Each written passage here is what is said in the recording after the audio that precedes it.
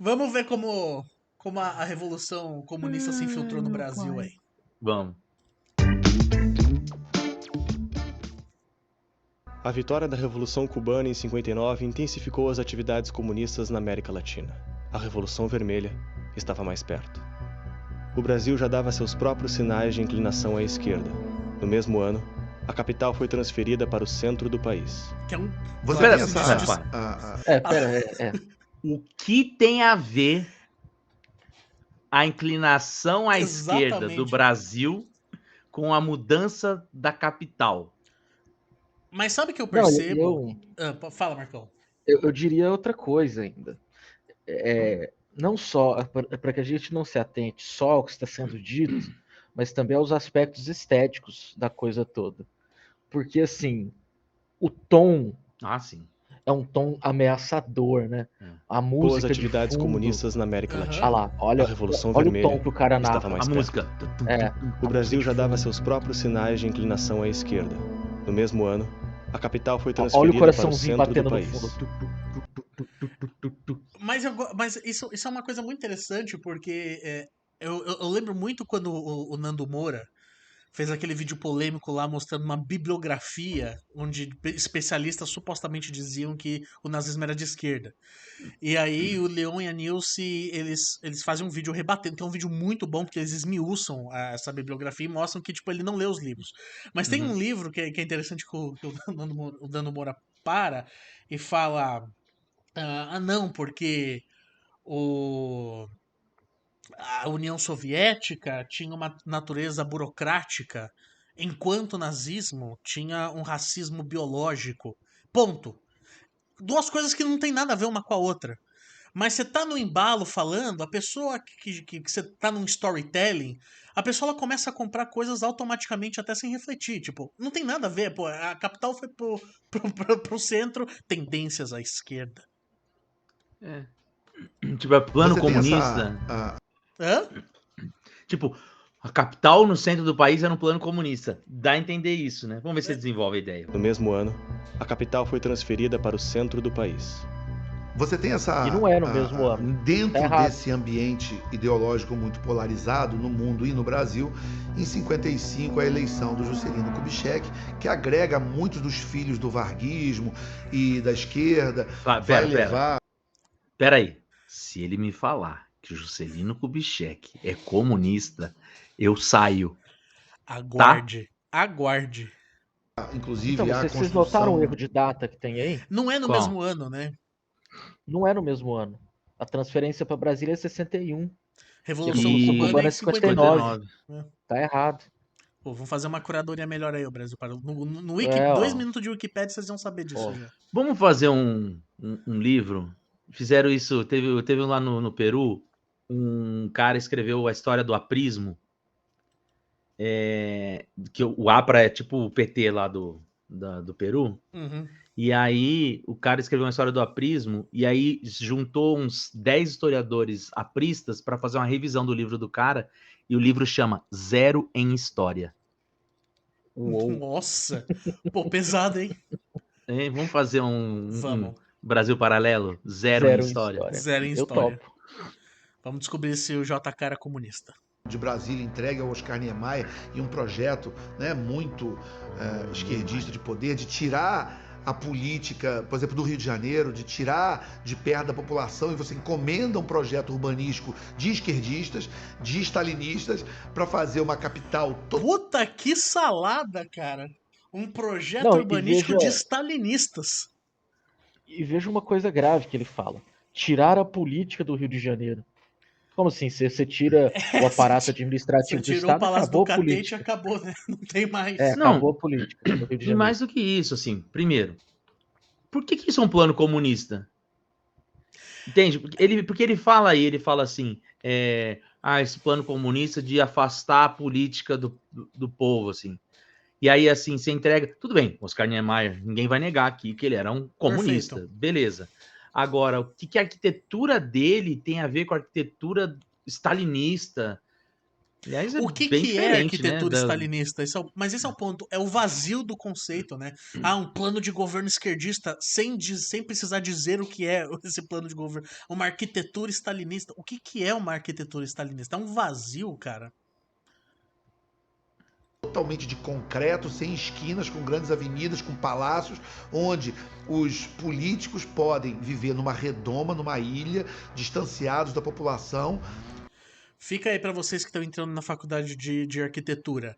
Falta de esquina, arquitetura é Comunista. urbanismo Comunista. stalinista. Ok? Esquina é coisa de liberal. Exatamente. Isso porque na época se dizia que o socialismo estava à volta da esquina, hein? Veja só. Veja Se só. falava isso. Não, Porque e outra coisa aí. Até esqueci. Pode ir. Dá tristeza grande no coração agora. eles são Não, assim, esses é um monte de iluminados que associação têm de coisa que uma não visão faz muito sentido. Não Né? faz, é um vazio muito grande, né? É distanciados da assim, população. porque assim, veja porque só, eles são tirar a capital e o poder político de perto do povo é o sonho de qualquer político. Exatamente. Não é de esquerda. Não lembro do Sim, Bolsonaro a fazer um Revolução projeto pra Comunista capital voltar pro Rio. A Revolução Comunista aconteceu e os caras foram lá em Vladivostok e fizeram a capital da nova União Soviética? Não, né? Então tá. Vladivostok, famoso aí pelo jogo. Nem sei se existe. Eu não lembro, Por causa do era War. o War, né? Então. Era o War. Estou Vladivostok, você tava bem. esses iluminados que têm uma visão inacessível à população. A população não vai entender. Por exemplo, Opa! você Opa! pega o Palácio do Olha Catete. ele. Olha o Marcão. O sujeito abriu a porta do Palácio do Catete, ele está na rua. Então ele está no meio do povão. Agora em Brasília não, você tem um lago, tem uma distância, tem não sei o quê. Quer dizer, o presidente é inatingível, Para. no Olimpo. Vai João Kleber. Na Inglaterra é assim. A casa do primeiro-ministro, ele abre a porta, tem gente lá. Mas todo mundo sabe que o Boris Johnson é um caso de stalinista, né? Então, assim, não faz a menor associação, não tem a menor validade isso. Não prova nada. Tirar a capital do Rio de Janeiro. Sim, você pode até argumentar que os políticos querem desmobilizar a população e tal, mas o meu ponto é, o que isso tem a ver com o comunismo? Isso não prova nada. Sabe o que é essa questão, Alexandre Borges? Eu conheço esse cara de outros carnavais. É bom que que pra eles perguntaram no chat aqui o que esse cara tá. O cara que tá falando, o que ele faz da vida. Já que você conhece, esclarece aí. Não, ele é um escritor, analista político, ele já foi da Jovem Pan, ele era um olavista, assim como outros. Ele é muito amigo daquele cara que era da editora Record, que o Andreasa, que publicou o Olavo. Ele é da galera do Felipe Moura Brasil, do Francisco Raso, acho que não, mas desses caras que eram olavistas há 8 anos atrás e não são mais, mas seguem sendo conservadores. Felipe Moura Brasil foi o que editou Tudo Que Você Precisa Saber Pra Não Ser um Idiota, né? Isso. Então, ele é dessa galera aí, tal. E o Martin Vasquez. O que essa galera tem? Essa galera tem um problema com intelectuais. Primeiro que, assim, ele fala lá, colocou toda essa galera mais à esquerda, os trabalhistas do getulismo e tal, lá no Kubitschek, foram apoiar ele. Cara, é uma questão de cultura política, entendeu? Sim, você tem o trabalhismo, o comunismo, o socialismo, a social-democracia, elas estão num campo. Então, na hora de apoiar alguém, elas vão apoiar alguém. Entendeu? É igual a mesma coisa que você pegar nessa eleição. Você vai ter liberal de centro que vai votar no Lula. São comunistas? Não. É uma questão de que é uma eleição, é uma democracia. Na democracia, o Marcão dá aula disso, é consensos. Os consensos são estabelecidos por meio de pontos de encontros, de convergência em torno de coisas de visão de mundo que são minimamente partilhadas. E aí, imediatamente, o cara vira comunista. E aí, essa ideia, a ideia por trás aí, é que o intelectual caga pro povo e ele sabe o que o povo tem que fazer e para onde tem que ir e tal. Só qual que é o problema? todo intelectual é assim, de esquerda ou direita. Inclusive, o primeiro intelectual que pensa assim é justamente o Ortega y Gasset, que vai falar do homem massa. Uhum. Que ele vai falar que a população tem a profundidade de um pires e que tem os Exatamente. seres iluminados, que são dotados de cultura, de leitura e tal, que iluminam a galera. O Benda, que não era um cara de esquerda, já pensava isso, só que ele falava assim, é tão assim que eu prefiro nem me misturar. O Gramsci é um dos primeiros caras que fala, não, o intelectual é aquele cara que organiza a sua classe, independente do seu nível de instrução, é aquele cara que pensa o processo. Entendeu? Então, assim, essa noção, então, de um intelectual que ele sabe de tudo, não é uma coisa só de esquerda. O intelectual, ele é assim, meio cuzão, né? Ele realmente acha que porque ele estudou mais, ele tem mais respostas. É você no almoço da sua família. Mas isso não quer dizer que é de esquerda, até porque nessa época, ouso dizer que a intelectualidade não é como hoje, que hoje sim a maioria é mais progressista. Não. E eu Mas eu não ouso sei se na dizer, época Acho que a era. nossa intelectualidade acadêmica de esquerda é muito fruto ainda dos estudantes da ditadura militar. Do período da ditadura Exatamente. militar. Você, pelo amor de Deus, Carlos No Lacerda, mundo. acho que era um das grandes figuras intelectuais do Brasil, era um cara de direita. Então, enfim, Pois é. a coisa era bem mais equilibrada nesse sentido mesmo. E sobre essa questão ainda dos intelectuais, se a gente for pegar o próprio Olavo, ele faz exatamente a mesma coisa que ele está criticando. Porque ele também pensa nesse distanciamento entre intelectuais e povo. Até porque essa ideia de povo dentro do conservadorismo ela é muito diferente. Porque existe uma discussão que é, entre aspas, elitista. No sentido de que as elites elas precisam governar mesmo. E de que isso é natural em determinados sentidos. Então, isso assim, do jeito que ele está falando, parece que ele deseja uma aproximação entre a política e o povo. Mas Perfeito. não é isso. Porque a sociedade ela é naturalmente desigual, as capacidades das pessoas são naturalmente desiguais, e é assim que as coisas vão acontecer. A partir dessa desigualdade que é natural da sociedade. Então, assim, é engraçado ele criticar isso na esquerda. Porque a esquerda, sim, quer fazer esse encontro intelectuais e povo, política e povo, mas eles não. Eles gostariam de Brasília muito mais do que do Rio de Janeiro, se for pensar assim.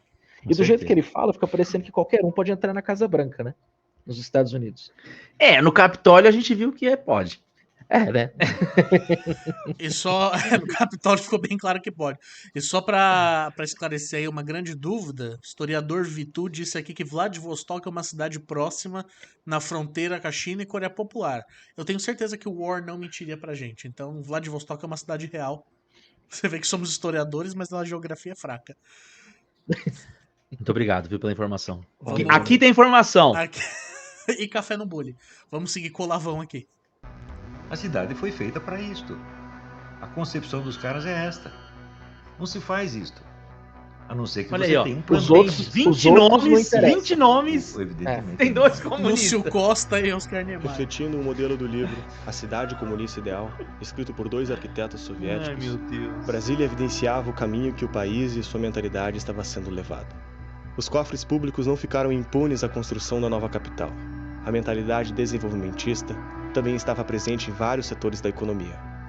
O plano de fazer 50 anos em 5... Sabe onde a mentalidade desenvolvimentista estava bem presente também? No governo mundo. no mundo e mais pra frente no governo Geisel. Que é anacrônico. Porque essa é uma parada maluca. Veja bem.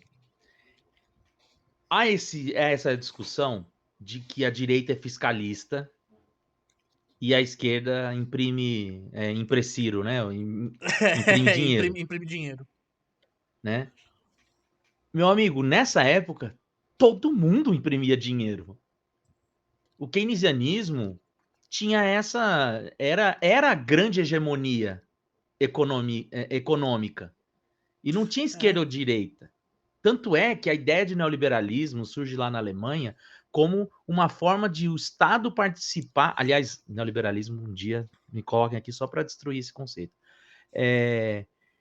ele nasce como uma ideia de como o Estado pode ser um player ao lado da iniciativa privada. E é isso que chama a atenção do Pinochet e que não tem nada a ver com os Chicago Boys. Então, o termo que acabou se tornando famoso de neoliberal, que é o Chicago Boys, é o Friedman, Escola de Chicago, não é neoliberal. Os caras são monetaristas. Então, essa visão aí de que a esquerda gosta de imprimir dinheiro e a direita é fiscalista, tem compromisso fiscal e tal, nós estamos vendo no Brasil, né? Claro, óbvio. Perfeito. Isso não é da época. Isso já é uma leitura da década de 70 para a coisa. Então, os caras estão pegando uma coisa que depois de um tempo, para falar, para colar no Kubitschek uma característica de esquerda, que não é só da esquerda na época. Então, quando chega ali a década de 70, e nos Estados Unidos, o monetarismo começa a se tornar o nome que vai ser, e que depois vai ser a grande base de sustentação do reaganismo, já na década de 80, entendeu? Aí essa noção de que o Estado não tem que investir tanto, que o papel do Estado é só segurança, proteger fronteiras e tal, o Estado tem que ser forte onde ele deve ser forte, e o resto é a iniciativa privada que toma conta, não tem na época. Então, assim, os caras estão pegando uma noção do que é característica da esquerda, ser impressora de dinheiro, desenvolvimentista, mas todos os governos faziam isso no mundo. E é interessante porque a gente está falando da década de 50 e que de fato isso é uma tendência. E um bom exemplo é o seguinte: na década de 50, enquanto o Brasil tinha o governo do JK, a Colômbia tinha sua ditadura militar. Foram 7 anos de ditadura militar. E o primeiro governo foi. Teve um presidente militar, basicamente, que foi o Juan Pinilla. E, cara, o Juan Pinilla, ele foi o cara que mais imprimiu dinheiro assim, na história econômica da Colômbia. Foi o cara que fez o maior arroxo. Arroxo não, foi o cara que digamos assim, mais expandiu assim, a quantidade de moeda dentro do país. Você não vai me falar que a junta militar colombiana era de esquerda. Ué, o sabe? Brasil! Ué, o regime militar brasileiro, se ele não foi desenvolvimentista, É isso que eu foi? falei, né? Eu falei assim, sabe quem foi, quem foi muito desenvolvimentista? O Geisel. Porra, foi Então, 70, a nossa década de 80 é quebrada por causa da 70 dos militares. Então, sabe tentar qual é o colar problema no... de fundo aí? O problema de fundo é uma leitura muito enviesada do próprio conceito de esquerda e direita. Sim. Que, no fundo, a distinção para esses caras do que é esquerda e direita está centrada na intervenção do Estado. Exatamente. Então, tem intervenção do Estado, é de uma esquerda. elite intelectual. É esquerda. Então, nesse raciocínio muito capenga, dá para você colocar o nazismo de esquerda. É esse raciocínio que permite o nazismo ser de esquerda. Então, olha que doideira. É uma concepção tão ampla que consegue congregar sobre o mesmo conceito JK e Hitler. Então, e isso é uma leitura assim completamente também enviesada dos próprios liberais, que também expandem demais esse conceito de esquerda. O Mises, né? O Mises, o Hayek. Então, eles começam com essa expansão do conceito de esquerda e começam a criar essa dualidade entre Estado e sociedade, entre mercado e Estado.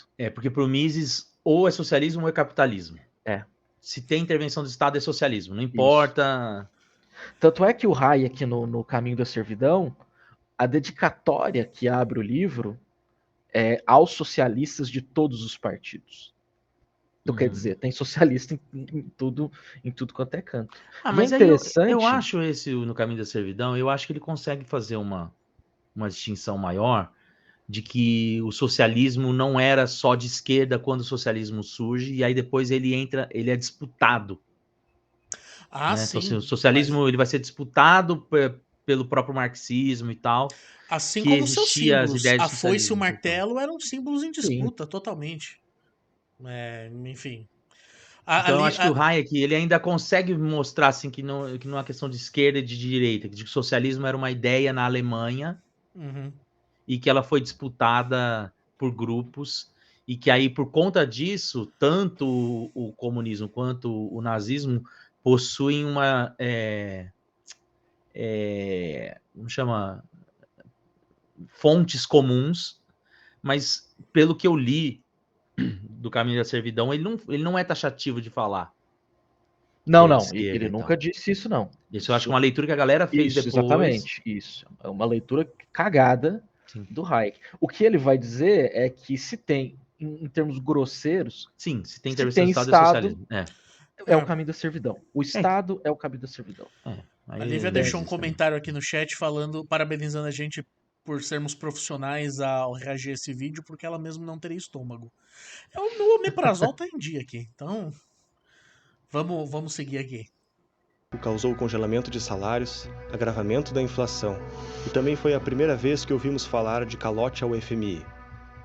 Ao mesmo tempo, uma figura JK virou PSTU começava já, né? a despontar em São Paulo, já tinha sido governador, despontava com o discurso dele do varre, vassourinha, né, combater a corrupção, ganhou uma proporção muito grande no país. E ele sabia fazer o tal do teatro que o político precisa para convencer o povo, né?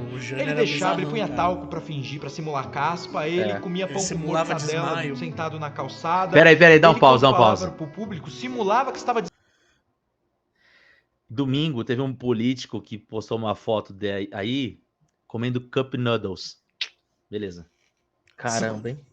Pô, isso Janião fez escola, pô. Desmaiando de fome, não tive tempo pra comer, senhores. Só que ninguém via ele exatamente como esquerdo-direita. Sabe essas pessoas que conseguem se transformar em fenômeno político? Isso é um erro, tá? Porque o Jânio era uma figura abertamente conservadora e que se dizia conservadora.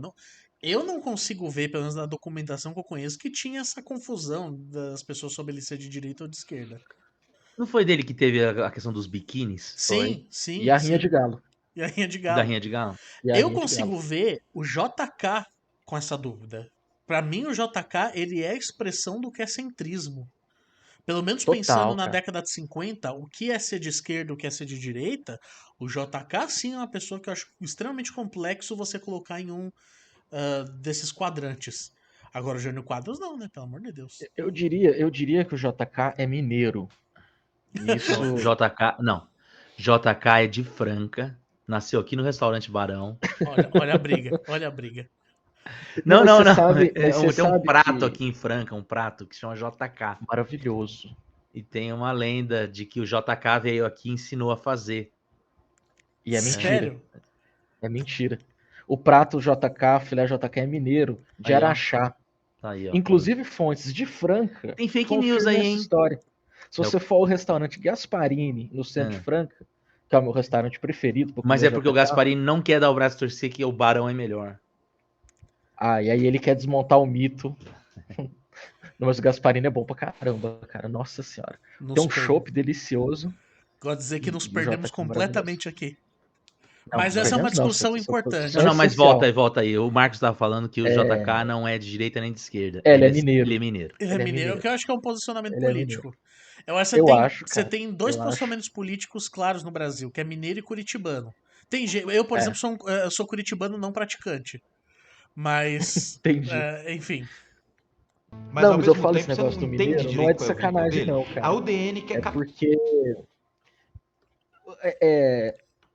a gente tem que pensar também o contexto que vem o JK, que é logo depois de um dos momentos mais tensos da política brasileira, daquela época, que é o suicídio do Vargas, que é, assim, um vórtex na história nacional. Porque se pensava, se tinha dimensão, lógico, do tamanho do Vargas, mas no momento do suicídio, as comoções populares, elas são, assim, gigantescas.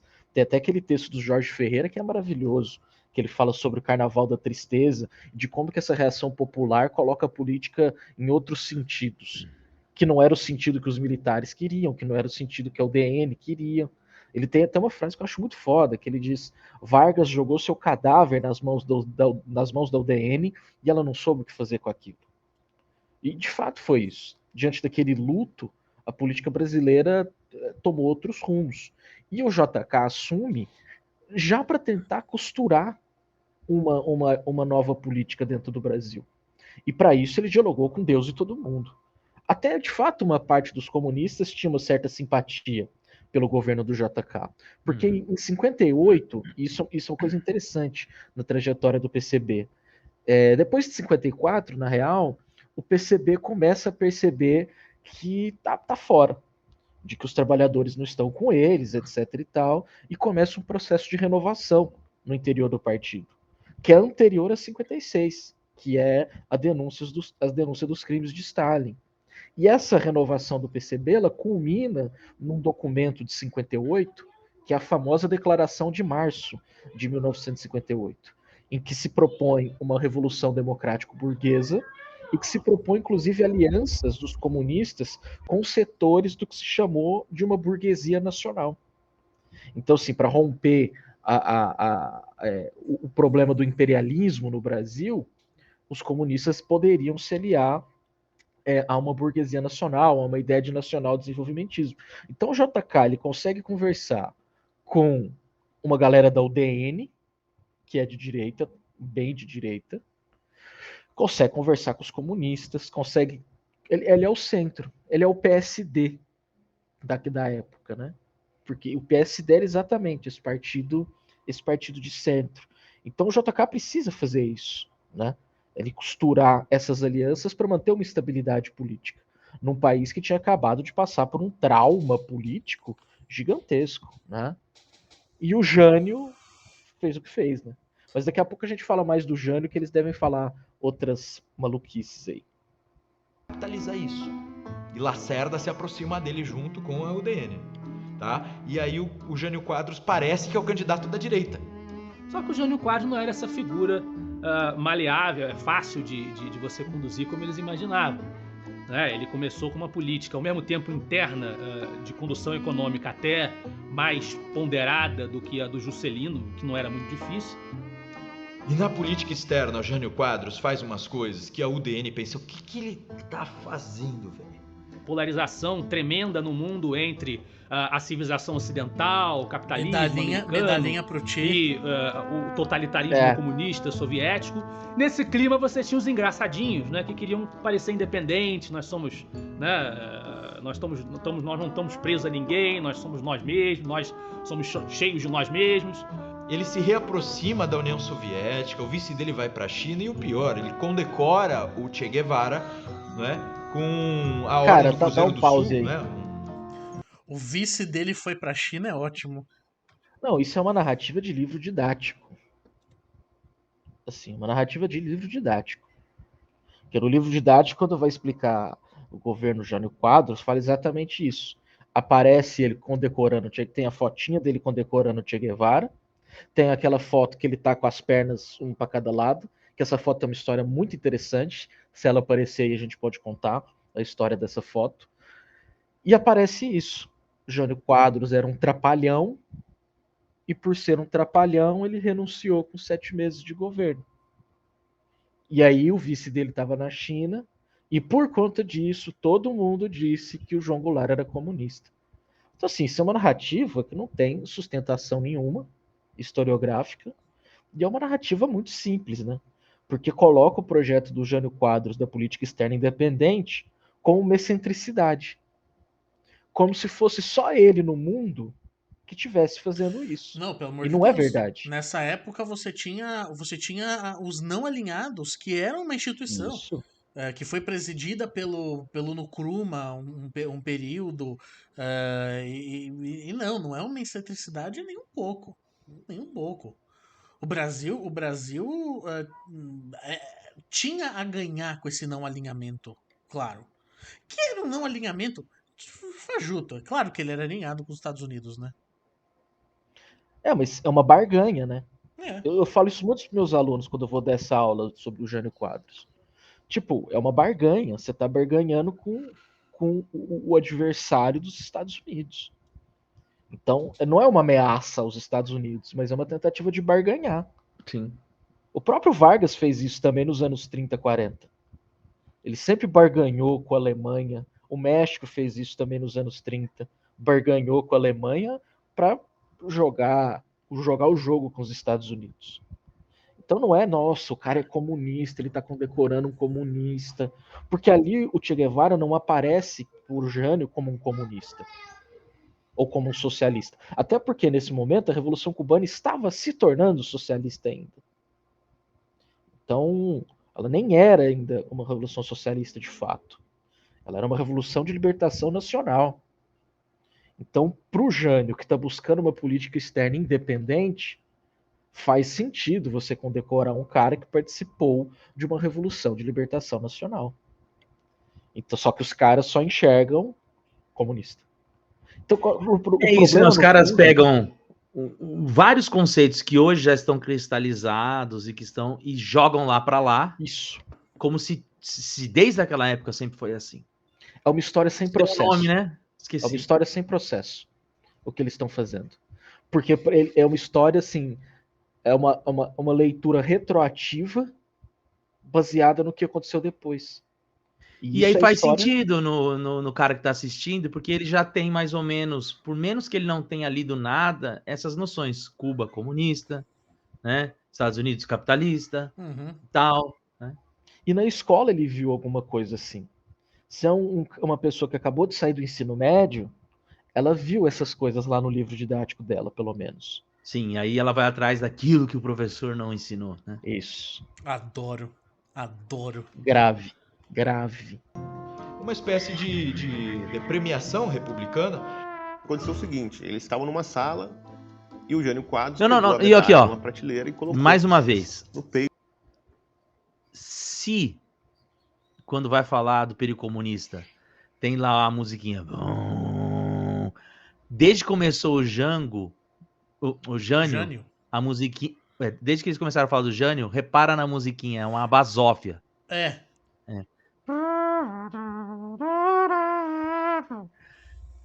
Trapalhão, né? Exatamente. Do Che Guevara que foi um presente. O presidente Trapalhão. Ela teria que ser dada pelo Estado-Maior. Uma decisão das 3 armas. E o presidente simplesmente passou por cima daquilo e deu comando para o Che Guevara. Bom, isso já causou... Eles esquecem quem é o chefe das Forças Armadas, tá ok? E as Forças Armadas. E depois um desgaste do presidente e os setores que lhe davam apoio. Os setores conservadores e liberais. Não é que ele apareceu no jornal, é verdade, quadros né? comunistas. Dá um pause aí. Quadros nessa ideia de serem Dá um pause aí. Se o Bolsonaro passa por cima das Forças Armadas e condecora alguém, hoje, essa galera vai falar, mas ele é o chefe das Forças Armadas. Exatamente. Ele pode fazer isso. Né? As forças... ele é o comandante em armas. Não é não? Ou eu tô viajando? Tá viajando, cara. Não é que ele fosse, eu não acho o Jânio Quadros comunista. Eu acho que o Jânio Quadros, nessa ideia de ser independente, acabava não tendo uma linha diretiva. Como é que eu explico isso? Você tem uma foto num jornal que ele tá com um pé para um lado, um pé para o outro, um olho para um lado, um olho para o outro. Deixa eu contar a história dessa foto aí. E aí tá escrito, né? Vamos só ver o que ele vai falar disso. A orientação de Jânio Quadros, alguma coisa parecida com isso. Então você entende Jânio Quadros, acho que por essa foto, o cara tá olhando pra tudo que ela tá tentando definitivamente ir por todos os lados não ao mesmo quero essa tempo, vai entrevista cair. completa. A verdade. Essa foto, cara, teve um professor meu da UFTM, o Wagner, que ele fez uma pesquisa sobre essa foto sensacional, cara. É muito interessante a história dessa foto. Porque... Wagner, queremos você aqui, hein? Sim. Verdade. Por favor, Wagner, participe. Pô, o Vagnão ia ser muito bom com o podcast, cara. Ele tem o espírito da coisa. Mas enfim, a história dessa foto é muito bacana, cara. Porque é o seguinte, quem tirou essa foto foi um fotógrafo chamado Ernst Schneider. No momento em que o Jânio Quadros tinha viajado para encontrar o presidente da Argentina, que na época era o Arturo Frondizi. Logo depois da queda do Perón, tem esse cara aí, que é o presidente da Argentina. E nesse encontro ele fotografa essa pose esquisita do Jânio Quadros. Só que a foto que vai para o jornal, efetivamente, da época, não foi essa foto. Não foi. Foi uma foto normal do Jânio Quadros abraçando o Frondizi.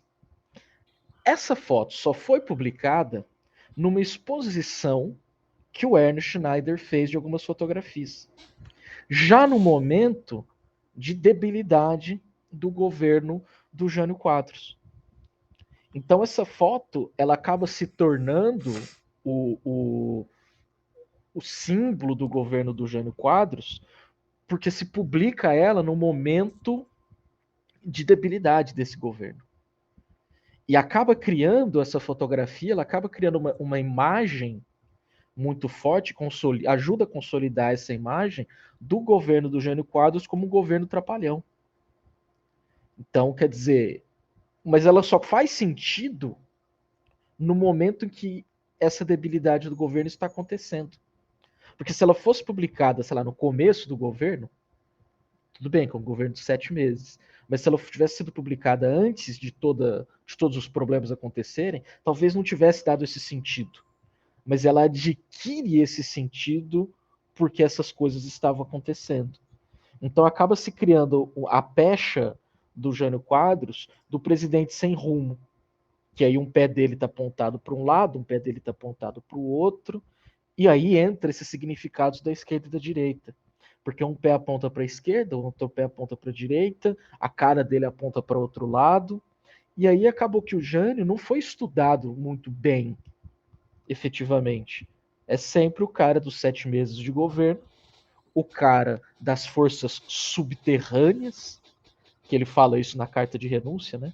Que forças subterrâneas me obrigam a renunciar, né? E se coloca só isso, assim. É um governo trapalhão. E eles estão reproduzindo exatamente isso. Uma narrativa criada e consolidada a partir dessa fotografia de que o Jânio não era nem de esquerda nem de direita, mas eles se esquecem que a UDN apoiou o Jânio Quadros. E que a UDN esteve mais próxima do governo por conta do Jânio Quadros. E isso é um ponto muito importante. Porque a UDN, embora tenha dado golpe no Vargas em 45, isso é uma das coisas sensacionais da história do Brasil, né? Ela dá um golpe em 45 para tirar o Vargas do poder, mas ela não governa jamais o Brasil. Todos os presidentes, à exceção do Jânio Quadros, ou eles são do PTB, ou eles são do PSD, que é o partido do Juscelino. Então, quer dizer, quando o Jânio Quadros assume, a perspectiva da UDN é essa. Nós estamos um pouquinho mais próximos do poder. Finalmente, nós temos um presidente mais conservador, um presidente que está mais próximo dos nossos ideais. E aí, quando ele renuncia e o João Goulart vai para o poder, um cara que era do PTB, um cara que foi ministro do Trabalho do Getúlio Vargas, aí é como se o fantasma voltasse a governar. E que estava na China. Estava na China, meu Deus do céu. Você está na China, automaticamente você virou comunista. Quer dizer, o Bolsonaro... Sem se informar que a China era aliada dos Estados Unidos.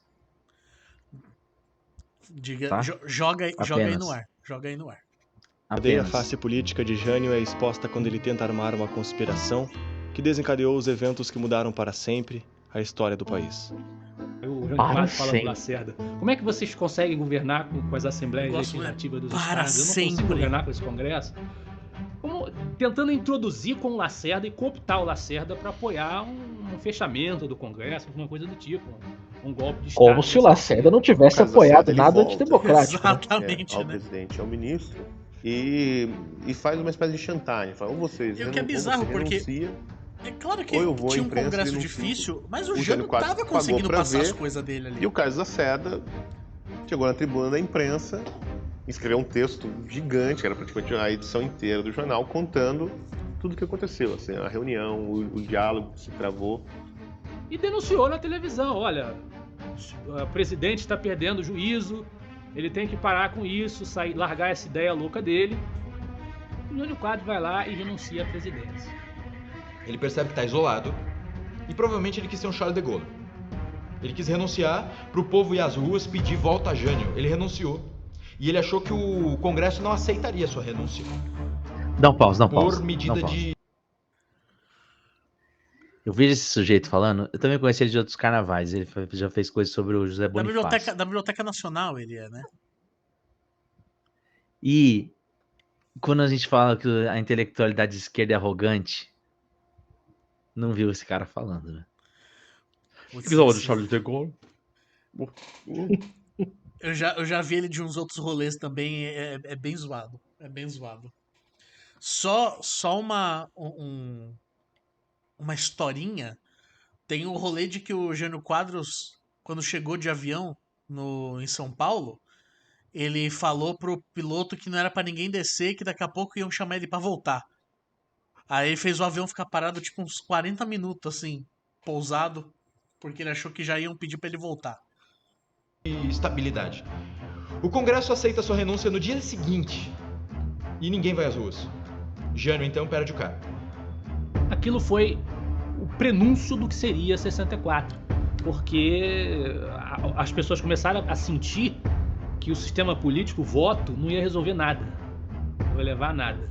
Então ali começa a decair a credibilidade naquela tentativa de construção democrática que o Brasil vivia entre os anos 40, 50, 60. Com a renúncia de Jânio, quem assumiu foi seu vice, João Goulart, ministro do Trabalho de Vargas, deputado federal e vice de JK. Jango era um varguista de carreira. Apesar de não ser ligado ao pensamento marxista, João Goulart tinha ligações com outras ditaduras populistas latino-americanas. Só que quem estuda o período sabe que o Comintern, o poder comunista soviético, tinha uma orientação para os comunistas apoiarem. Quando eles estavam fragilizados, quando eles não tinham condições de assumir o poder para uma revolta armada, eles tinham orientação para apoiar os governos nacional-populistas. Por isso que houve apoio comunista à eleição do Juscelino. E, obviamente, começou a haver um interesse comunista no governo do João Goulart. Qual foi o apoio comunista à eleição do Juscelino? Isso é o que me intriga muito. Você jogar uma informação assim, a pessoa que tá assistindo, que já tá toda entretida com a trilha, que tá tipo comprando, ela só compra isso, mas qual o documento, qual que são as fontes que mostram um apoio que seja financeiro, que seja público, dos comunistas ao Juscelino? Tipo, puta, cara, isso é muito bizarro. A forma que você... isso faz parte do storytelling deles. Sabe, ninguém é inocente. É porque apoio é uma palavra muito forte. Exato. Porque, de fato, tem aquele documento que eu falei, a Declaração de Março de 58. Mas ela não é, em momento algum, um apoio explícito ao Juscelino Kubitschek. Pô, tem uma foto do Nkrumah com Eisenhower. Isso significa agora que os Estados Unidos apoiou a independência de Gana, sabe? Porra, não, né? Isso que eu ia comentar. É tudo assim, pegam as imagens e tá vendo? Eles são chefes de Estado, os dois. Porra, claro. Eles vão se encontrar, igual quando coloca o Fernando Henrique apertando a mão do Chaves. Cara, exato. Tem um monte do Fernando Henrique apertando a mão do Bush, do Bush, eu acho que chegou junto. Chegou, né? 2 anos. Chegou. Do Bill Clinton. Então, assim, é igual os caras da esquerda que pega as fotos do Luciano Huck com todo mundo. Óbvio, cara. O cara é um animador de programa, ele tem foto com todo mundo, né? O Trump é a celebridade, você vai achar. né? Pois é, assim, eu até falei aqui agora há pouco, a China aliada dos Estados Unidos, eu não tenho certeza se nessa época, mas a China foi uma aliada dos Estados Unidos na região durante muito tempo. Então essa visão China e Estados Unidos ela é muito recente. Ela vai ser colocada à condição de concorrente só no governo Bush. Então, é isso que eu tô falando, pega coisas que são muito matizadas hoje e joga lá para a época como se fosse igual. Primeiro, como se as coisas fossem simples, né? E como se elas já tivessem o mesmo valor que elas possuem hoje. Então, assim, são 2 chefes de Estado. E é claro que não pega bem. Depois ele tentou que o Kennedy viesse fazer uma visita no Brasil, e o Kennedy não queria ir muito por conta dessa visão de que ele era próximo de Cuba e tal, porque o Kennedy tinha acabado de passar pela questão da Baía dos Porcos. Exatamente. E tudo mais, né? Então, então tinha essa questão, né, da barganha e tal. Agora, é uma foto entre dois chefes de Estado. Se você for pesquisar, vai ter outras. Mas você vê como esse é um ponto, como é construído esse storytelling. Você vê que essa trilha totalmente dramática fala o apoio comunista à eleição do JK. Pega a visita do Eisenhower ao Brasil quando eu acho que é o JK no poder, parece desfile de escola de samba, no meio do Rio de Janeiro, com papel picado. Parece o Cafu erguendo a taça de 2002. Aí você bota uma música dramática e fala o apoio dos Estados Unidos à eleição do JK. E mostra... Então, e aí? Né? Mas aí, entendeu? Esse é o meu ponto. Eles criam... Isso é muito perigoso a forma com que eles é desonesto. É uma desonestidade... Porque, porra... Qual é a documentação... Tem essa foto mesmo. Do Dutra e do Roosevelt, tem. Então, qual que é a documentação que você tem que prova que apoiou a eleição, sabe, cara? Enfim. E tem uma outra coisa que incomoda aí no vídeo, Jonathan, que é esse mesmo cara que tá agora na imagem, ele fala que a renúncia do Jânio Quadros é o prenúncio de 64. Cara, isso não existe. Você só consegue avaliar que isso foi o prenúncio de 64 porque 64 já aconteceu. Exatamente. Então isso é uma leitura da história completamente equivocada. Que se faz na escola também. Que se faz na escola. Se faz muito na escola. Isso é verdade. Isso chega a ser ahistórico. E sabe o que é muito interessante? Que aí é um período que não precisa ser estudado. E como o Vargas se matou para evitar um golpe que veio em 64, então pula essa cena, entendeu? Você já sabe o que vai acontecer, né? Tudo tá encadeado para 64. Uhum. Então, meio que. E no fundo, muito provavelmente, a gente não viu o vídeo ainda até o final, mas provavelmente isso já está engatilhando 64 como um marco dentro da história brasileira e já está engatilhando a justificativa que eles vão dar. Só queria fazer um adendo que já são 8 minutos de vídeo e não chegou a Revolução Comunista ainda, tá? Tô ansioso, mas até agora nada. É verdade. Mas a Revolução Comunista tem que pagar pra ver. Você tem que se tornar assinante. Um papo de que havia razões de segurança nacional para evitar que João Goulart assumisse a presidência, que ele seria um risco à segurança nacional. Quando Jânio Quadros renunciou, João Goulart estava na China comunista de Mao Tse-tung, estreitando o relacionamento entre os dois países. Com o impasse da renúncia no Congresso, Jango fez uma série de escalas antes de voltar ao Brasil. Sua última parada era em Montevidéu, onde encontrou-se com Tancredo Neves, o líder do governo no Congresso. E Tancredo diz pra ele o seguinte: escuta, tá difícil lá no Brasil, muita resistência, mas a gente achou uma medida para salvar a Constituição. Na verdade, a gente pode deixar a Constituição um pouquinho de lado, é para salvar o Brasil. Na moralzinha, Sorrilha, esse cara é nojento mesmo, viu? Puta merda.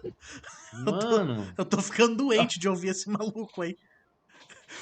Vamos salvar o Brasil? Puta que pariu. Tá, que conversa é essa, né? O Tancredo diz o seguinte: a gente pode. Mas cara, deixa eu dar só.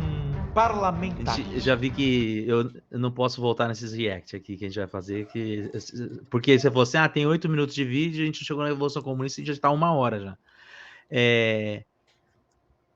Cara, é aquele papo de hora que ele vai pegar, usar uma palavra que meu pai gosta, vai pregar para neófitos. Parece que ele tava lá. Saca? Né? É uma narrativa do tipo... Mas na verdade, tipo, tô no boteco. Na verdade, cara, aí eu falei pra ele o seguinte, entendeu? Gostei muito do frame que parou agora, inclusive. Me conta. Assim, na verdade, vai dar uma olhadinha pro lado assim. Sabe, parece que ele conta de um segredo que parece ele que ele tava conta lá. de um ponto empírico, né? E aí a galera compra. O Bolsonaro botou ele na direção da Biblioteca Nacional. Parabéns, hein? Então, assim, você é um presidente, mas quem governa é um ministro, primeiro-ministro, tá? Alguém colocado nessa posição pelo Congresso, momentaneamente. O Tancredão não conseguiu virar presidente, mas foi o único primeiro-ministro aí da nossa história. Porque se você voltar como presidente, vão te perseguir, é melhor você ficar no exílio. E ele diz, pode mineiro, ser. Né? Ele era mineiro? Agora eu abro um parênteses. O que estava acontecendo no Brasil nesse momento? Cadê o Brizola? No Rio Grande do Sul. Aí. O cunhado do Jango, chamado Leonel Brizola, estava armando toda uma espécie de revolução dá uma disparadinha quando fala do Brizola. Os grupos que queriam impedir a posse do Jango. Isso aí eu assisti. Eu vi. Não, aí pausa aí. Eu vi o povo sendo. Cara. É muito grave. Porque o Leonel Brizola estava organizando um negócio chamado Campanha da Legalidade. Exatamente. Legalidade. Por que campanha da legalidade? Porque você não pode enfiar um primeiro-ministro a qualquer momento na Constituição brasileira. E o cara fala anteriormente, deixa um pouquinho a Constituição de lado. Então, quer dizer, o Tancredo Neves estava salvando o João Goulart dele mesmo? Que parada é essa, cara? Eu fiquei um pouco irritado agora aqui. Tô chateado. Eu gosto muito como o Brizola, que não é uma figura de extrema esquerda, ele se tornou a esquerda radical do país nesse período, né? Você vê como, assim, nós... Então, pode falar. E ele vai convocar resistência ao golpe só em 64. Que ele vai pensar numa possibilidade de luta armada. O grupo dos 11, aquela coisa toda. Não, mas antes ele já tinha proposto aquela marcha para Brasília, né? Para o João Goulart assumir a presidência, né? Então, mas é dentro do contexto dessa legalidade, não é? Ah, não, você tá falando de contragolpe 64. Tanto é que eu acho que o Arraes é o primeiro que vai ser deportado, o Brizola já é o segundo. Isso. Vamos ver, estamos adiantando as coisas aqui. Sendo armado, eu vi trincheira montada na frente do palácio com sacos de areia, eu vi as metralhadoras em cima do Palácio Piratini para defender. Era brabo, hein? E aquilo pretendia ser um foco de resistência, né, para permitir a posse do vice-presidente da República, que estava vindo para o Brasil. Ele era realmente um orador de boa qualidade, mas empolgado com as teses de esquerda, e as sustentava e afirmava, e o Brasil não as queria. Mas calma aí, vocês falaram que ele não era um cara do discurso marxista. Agora vocês já estão falando que ele veio para pregar as teses de esquerda. Eu queria entender quais eram as teses de esquerda do João Goulart. Isso é uma coisa muito importante. Mas ele tá falando do Brizola, cara. Ele tá falando do Brizola, não tá falando do Goulart? Do Brizola. Tá falando do Brizola. Eu fiquei com a impressão que ele falou do Goulart. Até porque eu ia falar que o Goulart não era um cara de uma oratória tão empolgante assim. Não, e assim, só um parênteses nesse negócio de oratória. Isso é um argumento muito tosco, cara. Que é também muito usado em escola, do tipo, Hitler era um gênio do mal. Porque Hitler tinha uma boa oratória e aí com uma boa oratória ele matou 30 milhões de judeus. Por favor, gente. Pelo amor de uma Deus, boa oratória não vai levar ninguém a matar 30 milhões de judeus. Então não é você falar bem. É muito mais o que você fala. Claro que o como você fala ajuda. Você pode falar uma coisa maravilhosa com uma fala ruim. Mas só a forma de falar por si só não vai transformar ninguém em um grande político. Não faz nenhum sentido isso. Então a gente tem que ter muito cuidado com essas ideias. Porque a mídia, ela manipula as pessoas. Porque uma boa oratória manipula as pessoas. Claro, todo mundo está tentando manipular as pessoas. Mas você não pode esquecer de que as pessoas têm cultura. As pessoas têm crítica. As pessoas veem as coisas e rejeitam ou aceitam. Então não é aquela coisa simples, a Globo falou, todo mundo vai fazer o que a Globo falou. O Leonel Brizola discursou e todo mundo vai virar brizolista imediatamente, porque o Brizola tem uma boa oratória. Né? Não funciona assim, gente. Ó, só uma coisa de voltar aí, o chat está falando aqui que esse cara aparece também num documentário deles do Brasil Paralelo chamado A Última Cruzada. Eu vi de lá a primeira vez. É tenso essa Última Cruzada, hein? Esse Última Cruzada, cara, ele é visto em... como chama aquela? Escola dominical. Na igreja? Na igreja. Porque ele é uma história católica do Brasil. Né? Pode um dia voltar a fazer isso aí. Como a Igreja Católica ela era progressista na época, ela era mais democrática na época do que porque, nossa, cara, é impressionante. E aí, a galera... Uma vez, uma professora... A esposa do Ágil, a Ercídia, que foi meu orientador, foi orientador do Marcos também e tal, ela era professora de história e tal, e um dia ela estava no salão e a mulher perguntou para ela o que ela achava do Brasil Paralelo. Ui! E ela não conhecia o Brasil Paralelo, isso já tem um tempo. Eu como eu sou das internet, né, já conhecia. Aí, ela falou assim, porque eles estavam assistindo na escola dominical o documentário sobre colonização do Brasil. Por isso que esses caras estão... É a mesma coisa. Você pode julgar o Brasil Paralelo de um monte de coisa e tal, né? Mas eles souberam ocupar um espaço e fazer um trampo de já entrar nessa questão de uma história pública, de fazer streaming, de cobrar assinatura e de não sei o quê. Cara, eles têm um número de assinantes que é bizarro. Assustador. Bizarro. Ainda mais agora com o kit Galinha Pintadinha Mundo Bita. Meu Deus. Mas é isso, né? É o que você tem de elogiável neles, é que eles conseguiram constituir um modelo de negócio que... Cara, você fala assim, pô, olha o quanto de absurdo eles estão falando, mas é muito bem feito tudo isso. É tudo muito pensado, da trilha sonora, o storytelling. Então, assim, se você é uma pessoa menos instruída, ou porque você não teve um treinamento acadêmico de história, pô, você compra tudo isso muito fácil. Vamos lá. E a maioria do Congresso não as queria. Né? Então, finalmente, infelizmente, no final do processo todo, acabou prevalecendo a razão. Né?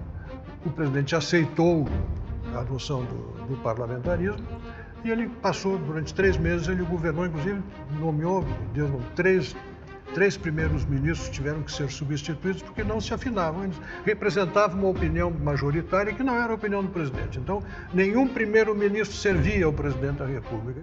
E aquilo ali logo redunda num plebiscito e o presidencialismo volta, o João Goulart recupera os seus poderes.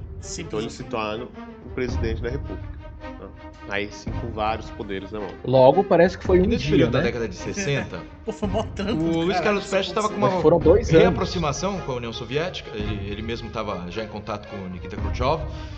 E nesses documentos ele conta como estava sendo feito o trabalho para que o comunismo assumisse o poder no Brasil. Era o objetivo declarado e expresso. Guerra Fria.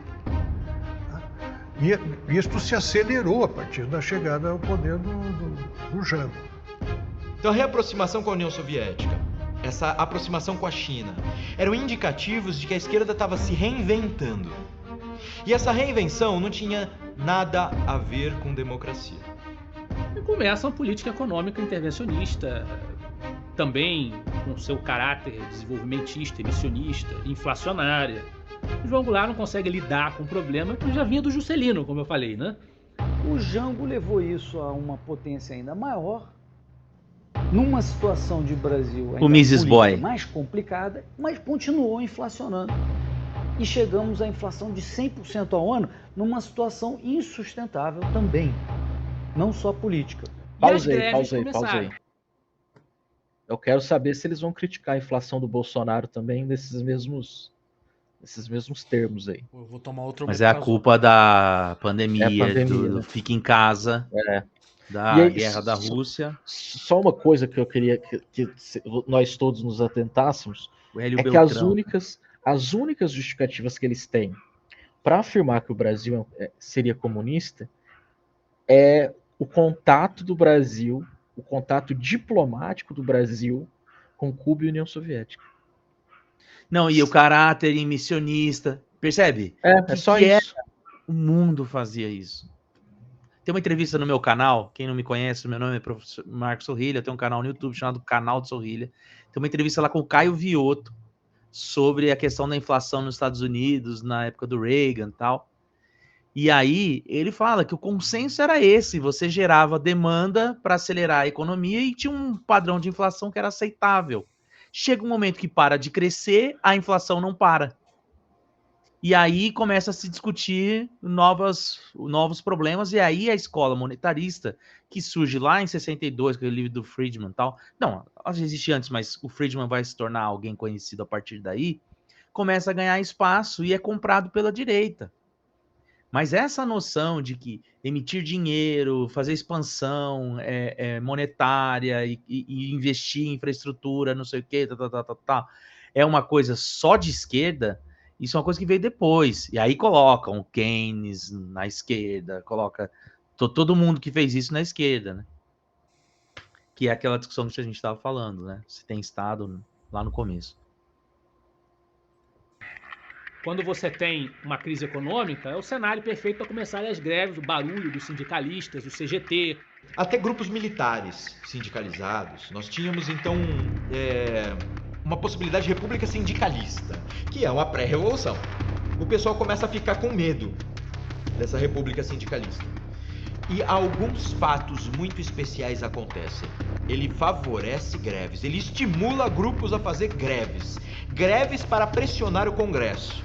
Agora me diz uma coisa, se você é um presidente que promove greves, paralisações nas... Tipo greve de caminhoneiro?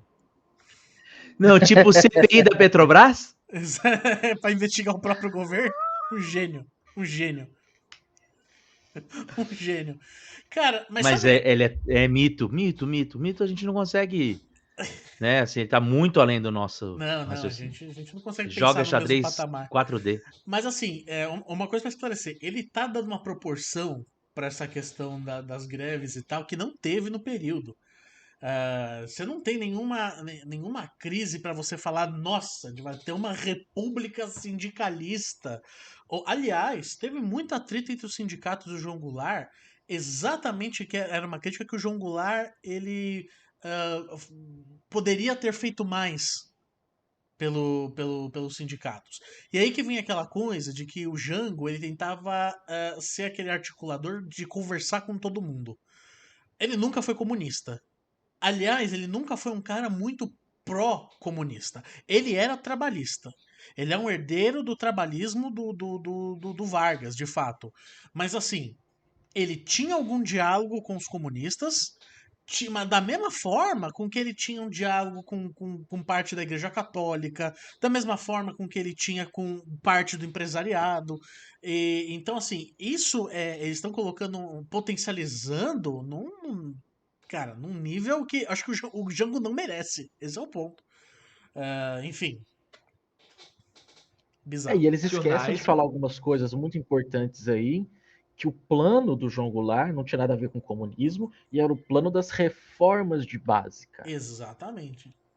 E a que mais deu problema, dentro dessas várias reformas de base, foi a reforma agrária. Que encontrou, aí se entende a treta dele com o Congresso, por exemplo. Porque você tem um Congresso marcado ali por uma presença ruralista muito grande. Sim, aliás, e um presidente... as pessoas acharem que a presença ruralista no Congresso é de hoje. Não, cara, isso é de antes da ditadura. Sim. E aí tem uma questão partidária que a gente estava falando. Essa república aí tem 3 principais partidos, que é o PTB, o PSD e a UDN. Quase todas as eleições para presidente tem uma aliança PSD-PTB. Quase todos os presidentes são de um ou outro desses partidos aí. Só que quando o João Goulart começa a pensar nessas reformas de base, ele começa a perder muito apoio do PSD, que é o partido mais de centro daquela época. E no que ele perde esse apoio do PSD, o Congresso realmente fica algo difícil para ele. Porque ele perdeu o apoio do que hoje nós chamaríamos de centrão. Então, assim, não é que ele é um maluco que está ameaçando tudo, mas é um presidente que teve dificuldades de passar seus projetos, que enfrentou uma resistência grande dentro do Congresso e que perdeu um apoio grande do Congresso e foi se isolando. Mas isso não tem nada a ver com a Revolução. Não tem nada a ver, cara. Tá acabando já, menos de 1 minuto. Olha aí, então vamos até o final agora desse minuto. Promove paralisações nacionais para pressionar o Congresso. Isso é democrático?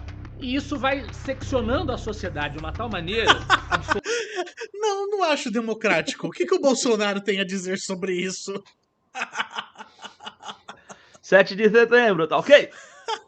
Ai, meu Deus. Vendo ainda o clima, a atmosfera da Guerra Fria, que o João Goulart conclui. O único caminho que resta a ele é se juntar com a extrema-esquerda. Já tem livros que denunciam a presença da KGB aqui naquele período. Você começa a ter guerrilha sendo treinada por cubanos. Também tem livros que denunciam, intelectuais que denunciam isso, tem registros disso. Quais livros e quais intelectuais? É sempre bom citar, porque... Enfim. Isso não é segredo que existiram brasileiros que foram fazer guerrilha em Cuba.